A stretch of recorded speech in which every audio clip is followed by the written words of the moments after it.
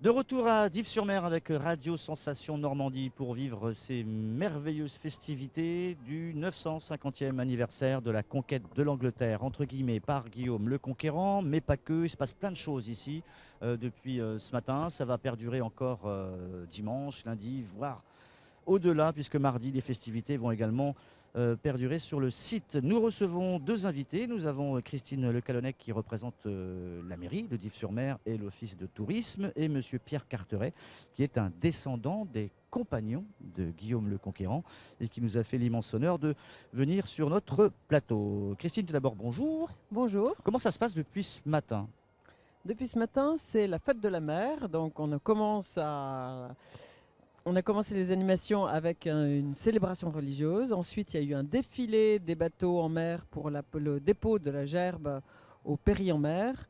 Et un défilé avec les bateaux de la SNSM, avec les dracars sont sortis, les vieux gréements des voiles traditionnelles sont sortis. Il y a énormément de bateaux qui sont sortis. C'était un spectacle magnifique. Et il se passe encore des choses ce soir? Ce soir, il y a un concert de chant marin et là, toute la journée, il y a des animations. Il y a des dracars qui vont arriver et qui vont être allés sur la plage de Houlgat. Donc, on commence les fêtes de Guillaume avant l'heure avec les fêtes de la mer. Monsieur Pierre Carteret, Oui, bonjour monsieur. qu'est-ce qui vous amène? Eh bien, ce qui m'amène, c'est justement l'invitation de Madame Le Calonnec pour que des descendants, des compagnons de Guillaume le Conquérant soient présents à ces festivités en l'honneur du 950e anniversaire. Alors, comment s'appelait ce brave homme qui est parti avec Guillaume? Alors, c'était trois frères qui étaient les seigneurs de Carteret, Onfroy, Mauger et Roger, qui étaient les petits-fils de Guy de Carteret, qui est le premier seigneur de Carteret que l'on connaît dans la presqu'île du Cotentin. Et donc, ce sont ces trois petits-fils qui sont partis avec Guillaume le Conquérant, qui est devenu le roi d'Angleterre. Et pour récompenser ses compagnons, il leur a donné des terres, aussi bien sur la presqu'île du Cotentin que dans les îles anglo-normandes à Jersey et Guernesey. D'accord. Et en 1999, le maire de Barneville-Carteret a eu l'idée d'inviter les deux Carterets des îles anglo-normandes et pour resserrer les liens entre le continent et les îles. D'accord.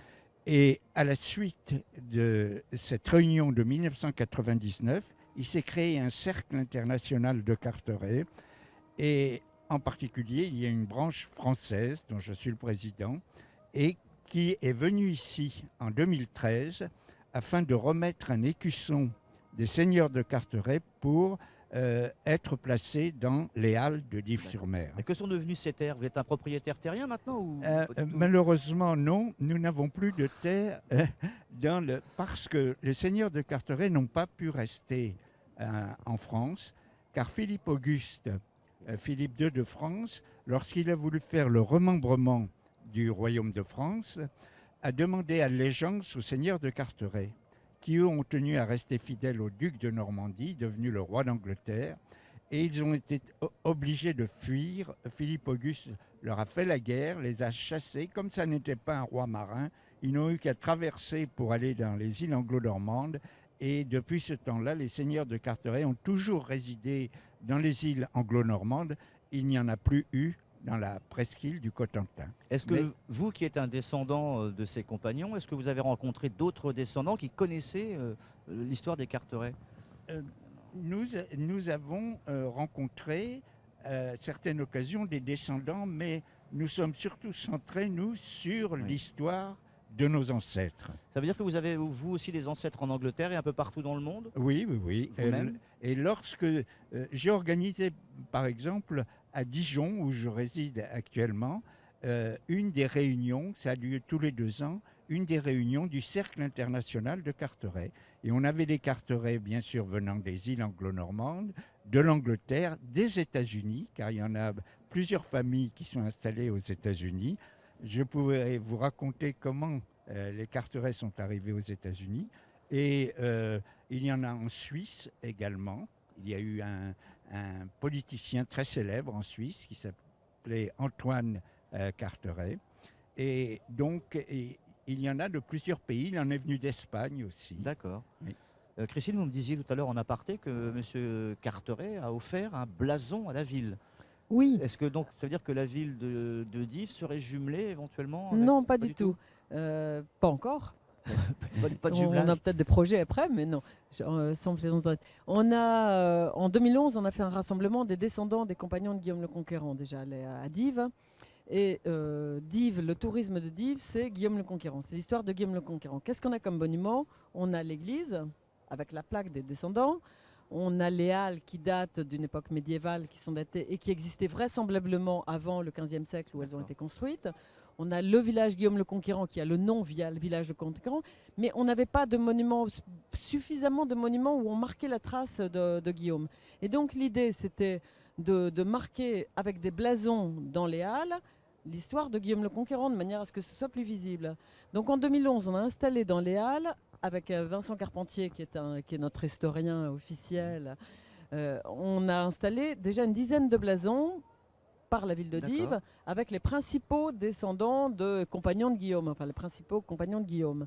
Et on a eu l'idée d'ouvrir une souscription aux familles de descendants, de manière à ce qu'on puisse élargir cet horizon.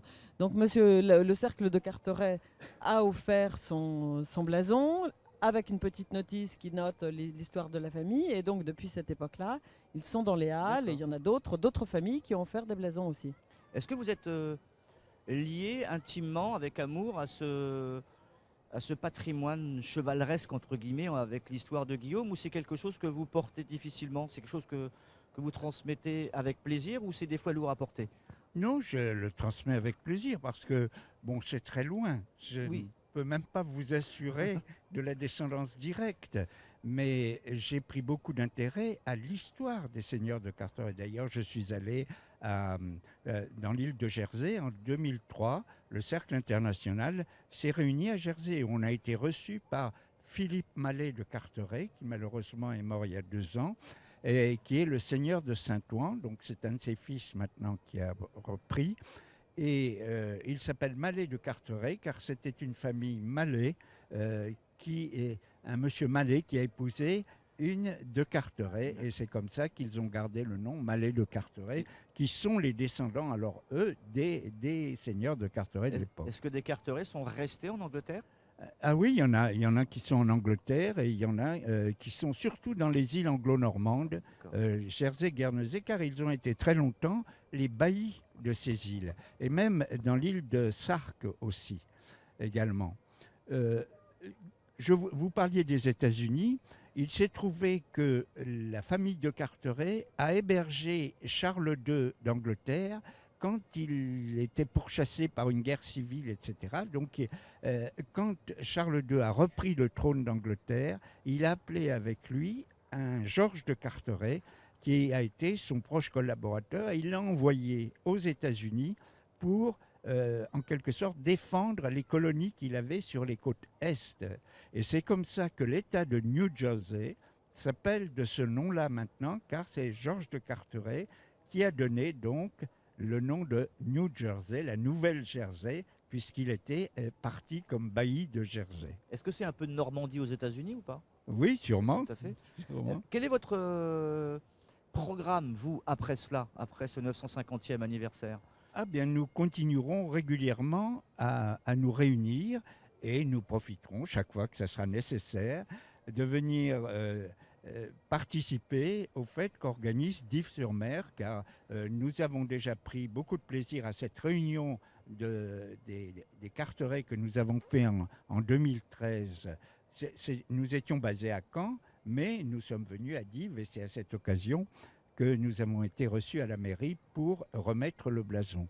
Et donc chaque fois, bien sûr, que quelque chose touchant à l'histoire des seigneurs de Carteret se produira dans la région, nous reviendrons très volontiers. Très bien, merci Monsieur Pierre. Christine, donc ça continue là encore avec un magnifique témoignage, ça continuera comme ça avec un banquet qui s'annonce fantastique, un banquet de descendants.